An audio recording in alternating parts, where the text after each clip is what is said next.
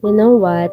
Do not be discouraged when someone told you na pag-pray na lang natin. Kalungkot lang kasi tuwing nakakatanggap tayo ng mga message ng ibang tao sa atin about prayer o pag-pray na lang natin, ang response natin is nalulungkot tayo o kaya nadidismaya tayo na pag-pray na lang.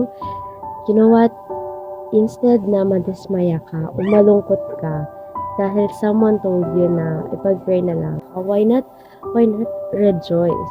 Because when someone told you na pag-pray na lang natin yan, o kaya naman, let's pray for him or for her, you know what? Be encouraged. Why? Hindi na kamay natin ang kikilos o paraan natin ang kikilos. It is God's hands and God's way na ang kikilos sa sitwasyon na meron tayo o dun sa tao na pinagpipray natin o dun sa bagay na pinagpipray natin. So, instead na ma-discourage ka o ma-dismaya ka, why not be encouraged? Kasi, bakit this time hindi na paraan mo o ng tao ang kikilos, paraanan ng Diyos na may kontrol lahat ng lahat ng bagay, Diyos na makapangyarihan sa lahat at Diyos na may kaya ng lahat ng bagay. So, bakit tayo madidismaya?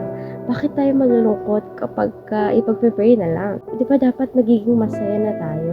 So, I think it's time to have a mind shift, especially kapag about sa prayer or someone told us na ipag-pray na lang natin o pag-pray na lang natin siya kasi bakit this time hindi na tayo ang kikilos kundi kamay na ng Panginoon. So, be encouraged because every time we pray, it's not our hands or ways na kikilos.